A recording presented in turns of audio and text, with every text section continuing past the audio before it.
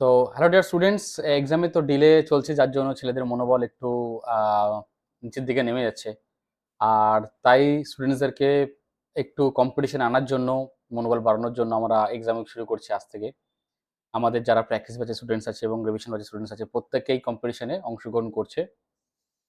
একটাই উদ্দেশ্য, তাদের মধ্যে একটা কম্পিটিটিভ মাইন্ড তৈরি হোক এবং কে কোন জায়গায় আছে সেটা আহ, তারা যাতে জানতে পারে। সব থেকে বড় ব্যাপার, যেই যে পরীক্ষা হবে, একটা এক্সাম উইক চলছে, এখানে আমাকে ভালো করতে হবে, এই মনোভাবটা তাদেরকে মধ্যে আবার কম্পিটিশনে নিয়ে আসবে। এটা একটা ভালো দিক। তো যারা স্টুডেন্টস বাকিরাও, তোমরা যারা বাড়িতে প্রিপারেশন নিচ্ছ বা অন্য কোচিংয়ে পড়াশোনা করছো, প্রত্যেকে একটাই আমার আমার একটাই বক্তব্য তাদের জন্য, যে পড়াশোনাটা চালিয়ে যাও এবং মনোবলটাকে কিন্তু ডাউন করো না। এক্সাম দেরি হলেও কিন্তু হবে, তো সেই অর্থে তুমি যদি নিজের প্রিপারেশনটা একটু তোমার ডাউনগ্রেড হয়ে যায়, তো সেটাকে রিকভার করতে সময় লাগবে। তো আজ থেকে আমাদের শুরু হলো এক্সাম উইক।